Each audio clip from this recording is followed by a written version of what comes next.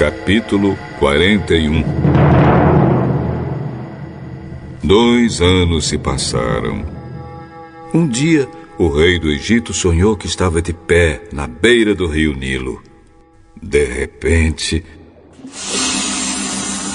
saíram do rio 7 vacas bonitas e gordas, que começaram a comer o capim da beira do rio. Logo em seguida saíram do rio outras 7 vacas, feias e magras, que foram ficar perto das primeiras vacas na beira do rio. E as vacas feias e magras engoliram as bonitas e gordas.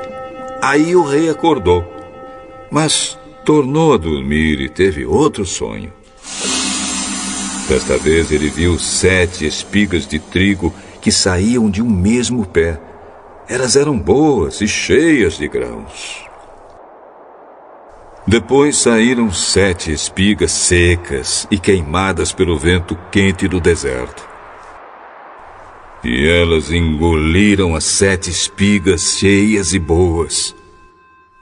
O rei acordou. Tinha sido um sonho.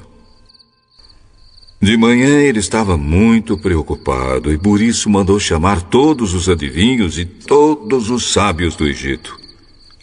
O rei contou seus sonhos, mas nenhum dos sábios foi capaz de dar a explicação.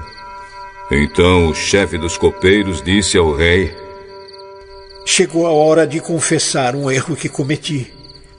Um dia o senhor ficou com raiva de mim e do chefe dos padeiros e nos mandou para a cadeia na casa do capitão da guarda. Certa noite cada um de nós teve um sonho e cada sonho queria dizer uma coisa. Lá na cadeia estava com a gente um moço hebreu que era escravo do capitão da guarda. Contamos a esse moço os nossos sonhos e ele explicou o que queriam dizer. E tudo deu certo, exatamente como ele havia falado. Eu voltei para o meu serviço e o padeiro foi enforcado. Então o rei mandou chamar José e foram depressa tirá-lo da cadeia. Ele fez a barba, trocou de roupa e se apresentou ao rei. Então o rei disse: Eu tive um sonho que ninguém conseguiu explicar. Ouvi dizer que você é capaz de explicar sonhos. Isso não depende de mim. É Deus quem vai dar uma resposta para o bem do senhor, ó rei. Sonhei que estava de pé na beira do rio Nilo. De repente saíram do rio 7 vacas bonitas e gordas que começaram a comer o capim da beira do rio. Depois saíram do rio outras 7 vacas, mas estas eram feias e magras.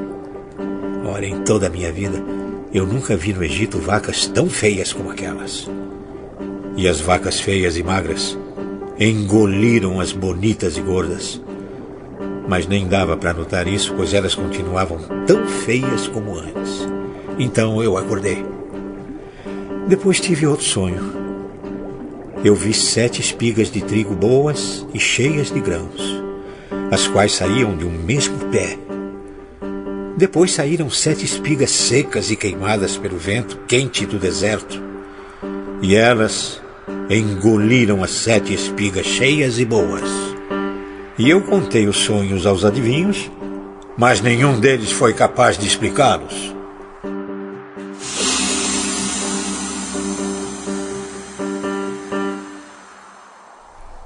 Os 2 sonhos querem dizer a mesma coisa. Por meio deles, Deus está dizendo ao Senhor o que Ele vai fazer. As 7 vacas bonitas são 7 anos e as 7 espigas boas também são. Os 2 sonhos querem dizer uma coisa só. As 7 vacas magras e feias que saíram do rio depois das bonitas e também as 7 espigas secas e queimadas pelo vento quente do deserto são 7 anos em que vai faltar comida. É exatamente como eu disse. Deus mostrou ao Senhor, ó Rei, o que Ele vai fazer. Virão 7 anos em que vai haver muito alimento em todo o Egito.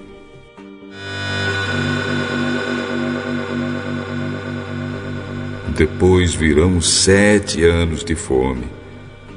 E a fome será tão terrível que ninguém se lembrará do tempo em que houve muito alimento no Egito. A repetição do sonho quer dizer que Deus resolveu fazer isso e vai fazer logo. Portanto, será bom que o senhor, ó rei, escolha um homem inteligente e sábio e o ponha para dirigir o país. O rei também deve escolher homens que ficarão encarregados de viajar por todo o país para recolher a 5ª parte de todas as colheitas durante os 7 anos em que elas forem boas.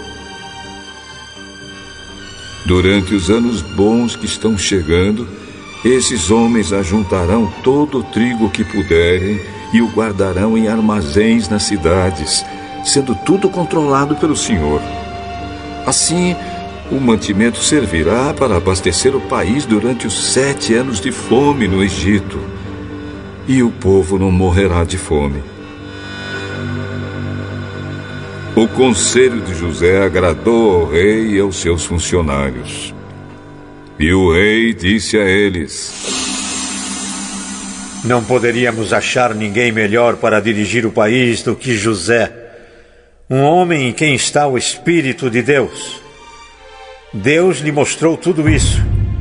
E assim está claro que não há ninguém que tenha mais capacidade e sabedoria do que você, José. Você vai ficar encarregado no meu palácio, e todo o meu povo obedecerá às suas ordens. Só eu terei mais autoridade do que você, pois sou o rei. Neste momento, eu o ponho como governador de todo o Egito. Então o rei tirou do dedo seu anel sinete e o colocou no dedo de José. Em seguida, mandou que o vestissem com roupas de linho fino e pôs uma corrente de ouro no pescoço dele. Depois fez com que José subisse no carro reservado para a maior autoridade do Egito, abaixo do rei, e mandou que os seus homens fossem na frente dele gritando: Abram caminho! Assim, José foi posto como governador de todo o Egito.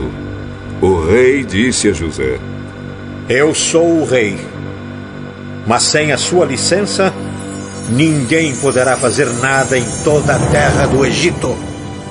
O rei pôs em José o nome de Zafenate-Paneia e lhe deu como esposa Azenate, filha de Potífera, que era sacerdote da cidade de Heliópolis.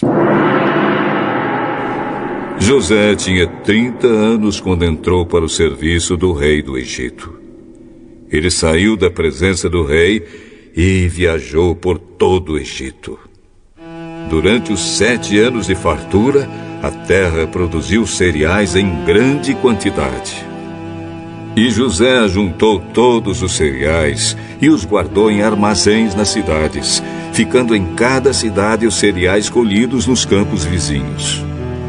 José ajuntou tanto mantimento que desistiu de pesar, pois não dava mais. Parecia a areia da praia do mar.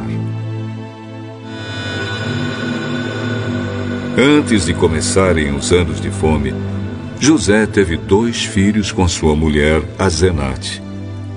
Pôs no primeiro o nome de Manassés e explicou assim: Deus me fez esquecer todos os meus sofrimentos e toda a família do meu pai.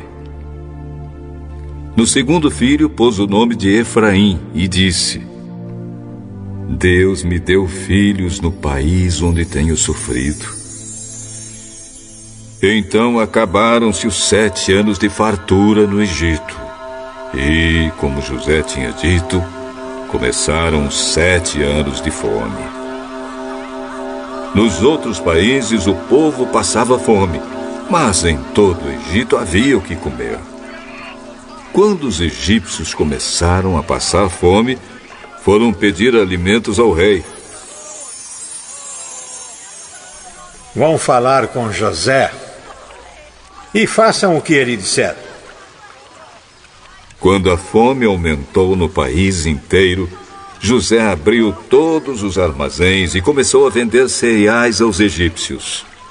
E de todos os países vinha gente ao Egito para comprar cereais de José, pois no mundo inteiro havia uma grande falta de alimentos.